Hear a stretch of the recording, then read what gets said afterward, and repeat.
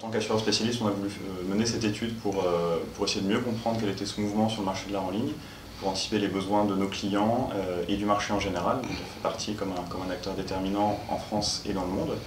Et pour déterminer ce chiffre, en fait, on a étudié avec la société Art Tactic, qui est une société d'analyse et d'études du marché de l'art, les différents chiffres d'affaires des plateformes qui existent déjà sur le marché de l'art en ligne, que ce soit aux États-Unis ou en Europe. Et on a essayé de compiler ces données pour réussir à avoir une estimation globale de ce que ça représentait au niveau mondial. Donc c'est à la fois voilà, les chiffres d'affaires déjà existants et puis des estimations qu'on a fait, on a dû faire des jugements pour essayer de donner une valeur globale de ce marché-là. L'année dernière, on avait fait une première estimation où on était arrivé à peu près à 900 millions de dollars. Donc là, on passe à 1,5 et à la fois la croissance sur l'année et puis aussi les nouvelles données qu'on a pu analyser. Mais c'est vrai que c'est plutôt a posteriori qu'on s'est dit est-ce que ça semble cohérent par rapport à la taille du marché global, puisque ça fait à peu près 2,5% du marché de l'art global. Est-ce que c'est un chiffre qui nous semble cohérent? Et on l'a trouvé bon, du coup on a pu effectivement le publier. C'est un chiffre qui est encore tout petit quand on parle d'autres secteurs économiques. C'est sûr que c'est tout petit, mais c'est vrai aussi pour le marché de l'art. Le marché de l'art, il pèse entre 60 et 70 millions de dollars dans le monde, qui est le chiffre d'affaires en fait, d'un grand groupe mondial, mais pas plus que ça. Donc c'est un marché qui est très visible médiatiquement, mais dont la valeur économique est en fait beaucoup moins importante que sa valeur, on va dire, médiatique, affective, etc. En revanche, ce qu'on constate, c'est que c'est un chiffre, ce chiffre du marché de l'art en ligne, qui a une croissance beaucoup plus rapide que le marché de l'art au global. Puisque le marché de l'art en ligne, on estime qu'il y a une croissance, et c'est probablement assez conservateur comme chiffre, d'au moins 20% par an au niveau mondial. Le marché de l'art global, lui, a cru en 2013 de 7 à 8%. Donc c'est quelque chose qui va beaucoup plus vite, et donc dans les années qui viennent, ça va prendre une importance beaucoup plus forte, et notamment on estime voilà, en 2018, on se rapprochera déjà des 4 milliards de dollars sur ce marché-là. C'est vraiment une réalité puisqu'il y a déjà un certain nombre de plateformes américaines, françaises ou anglaises qui publient chaque année des chiffres d'affaires. Donc on a vraiment déjà des données solides sur lesquelles se baser. Et par ailleurs, quand on compare le secteur de l'art à d'autres secteurs qui l'ont précédé dans l'e-commerce, comme par exemple le luxe, qui est rentré lui aussi un peu tardivement mais avant le marché de l'art, c'est le genre de taux de croissance qu'ils connaissent. Donc c'est quelque chose qui nous permet d'avoir cette évaluation.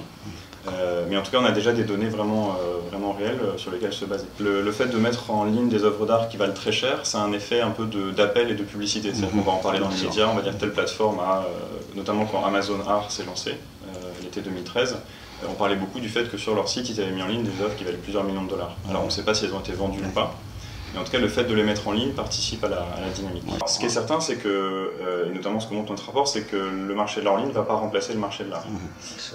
Et c'est vraiment un complément, et les acheteurs d'art en ligne eux-mêmes le disent, il y a des choses qu'ils vont chercher sur le marché de l'art en ligne qu'ils ne trouvent pas sur le marché de l'art concret, et vice-versa, c'est-à-dire qu'ils continuent à utiliser les deux canaux d'achat. Effectivement, il semble que les jeunes sont plus enclins à acheter leur premier objet d'art en ligne, ça démarre leur collection comme ça.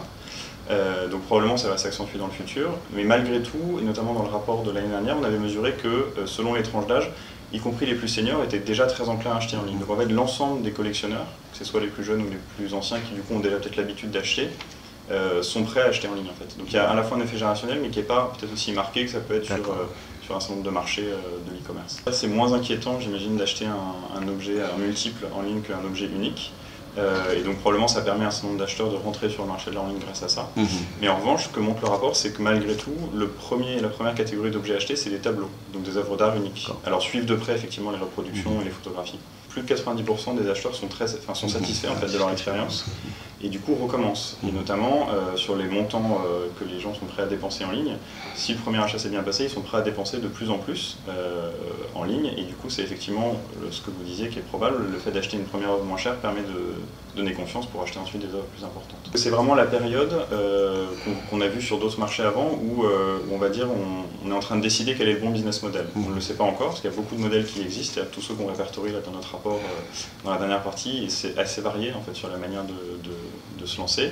Il y a des acteurs français très sérieux qui sont lancés comme Expertissime, Artspare ou L'eau privée avec des investisseurs qui les suivent avec plusieurs centaines de milliers ou millions d'euros investis dans ces plateformes.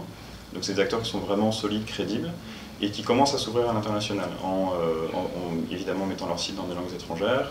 Par exemple Artspare, qui est une plateforme qui est ouverte aux galeries qui mettent en vente leurs œuvres, ont beaucoup de galeries européennes déjà, qui sont présentes sur le site et qui vendent des œuvres. Donc elles sont d'ores et déjà tournées vers l'international, ces plateformes. Un des premiers freins à l'achat, c'est de ne pas pouvoir voir, toucher l'objet, l'inspecter, voir vraiment quel est le rendu, des couleurs, etc. Ça c'est la chose qui fait le plus peur, on va dire, aux acheteurs. Et du coup, il y a plusieurs moyens de contourner ça. Alors, ce que les sites ont déjà commencé à faire, mais ce qu'ils vont devoir continuer à faire, c'est d'abord les choses qui existent déjà sur le marché de l'art, que sont le certificat d'authenticité, le rapport d'état, qui décrit de manière très précise quel est l'état de l'œuvre achetée. Après, il est essentiel pour les sites d'être très précis sur les dimensions de l'œuvre, d'avoir des photographies de bonne qualité, et que ça corresponde vraiment à l'objet que reçoit le client, notamment pour qu'il revienne acheter sur ce site. Et après, dans le futur, on pourra peut-être imaginer des méthodes de présentation de l'œuvre en 3 dimensions, etc., qui seront peut-être plus poussées qu'aujourd'hui. Mais en tout cas, voilà, ce que demandent les acheteurs dans ce rapport, ce qu'on a pu mesurer, c'est vraiment des certificats d'authenticité, des rapports d'état qui soient systématiques sur tous les objets qu'ils puissent acheter.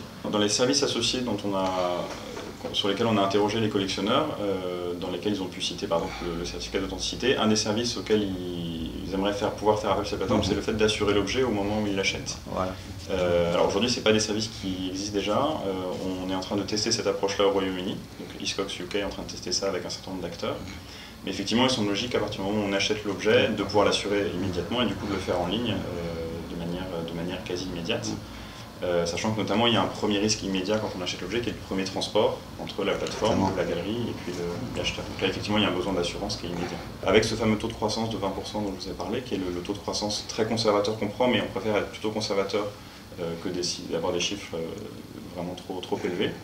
Et en tout cas c'est un chiffre qui nous montre que c'est encore au tout début, notamment par rapport à la taille du marché global qui est entre 60 et 70 milliards de dollars.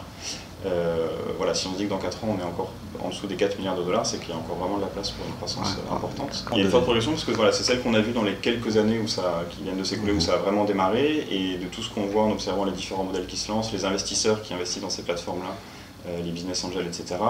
Il y a clairement une appétence tant des investisseurs, des créateurs d'entreprises que des collectionneurs. Donc il y a vraiment toutes les raisons pour que ça continue à croître. Merci à vous. Merci.